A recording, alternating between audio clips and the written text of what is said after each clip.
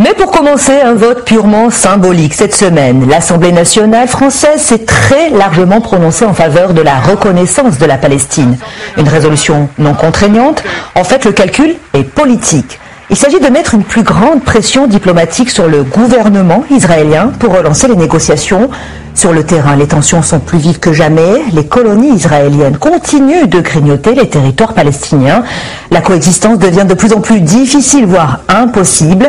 Le tramway qui traverse de part en part Jérusalem en est la preuve. Un tramway nommé Désillusion, c'est un reportage de Franck Genozo et Charles Andal.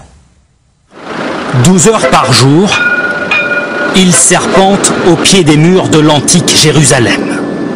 Mais son allure paisible, pareille à celle de centaines de tramways dans le monde, est ici bien trompeuse. Attentats à la voiture bélier à répétition, affrontements sur les rails. Certains le surnomment déjà le train de l'intifada. Inauguré il y a 3 ans, le tramway de Jérusalem devait au départ en quelque sorte relier les différents quartiers et surtout les différentes confessions. Mais il est aujourd'hui le symbole des profondes déchirures qui existent encore et il suffit d'un trajet pour s'en rendre compte. Le projet de départ était pourtant ambitieux. Relier la partie israélienne de la ville, l'ouest, à celle palestinienne, l'est, annexée par l'État hébreu en 67. Et à la station mairie en plein centre-ville, la rame est pleine. Mais juifs et musulmans cohabitent plus qu'ils ne se mélangent. Le tout sous haute surveillance.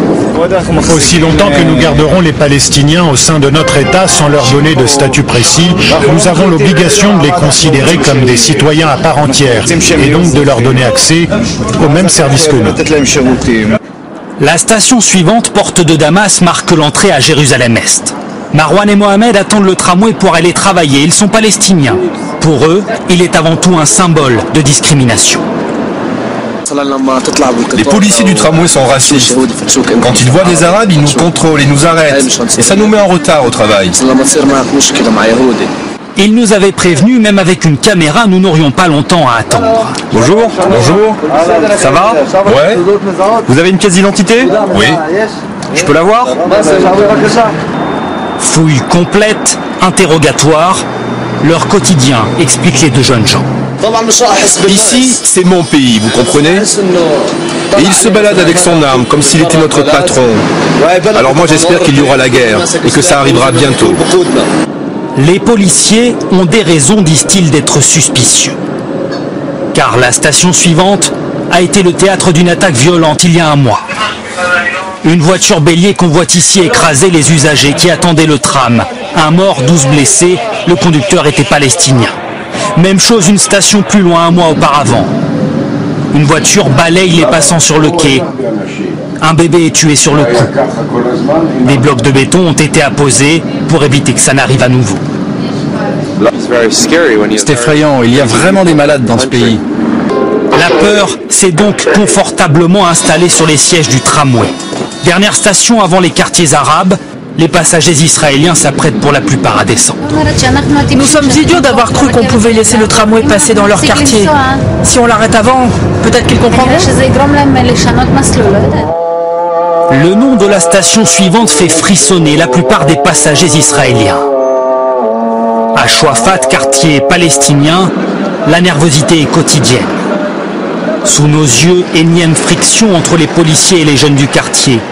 Depuis la mort d'un adolescent palestinien tué par des Israéliens en juillet, les émeutes sont fréquentes, le tramway est souvent stoppé, au grand désespoir des habitants les plus âgés.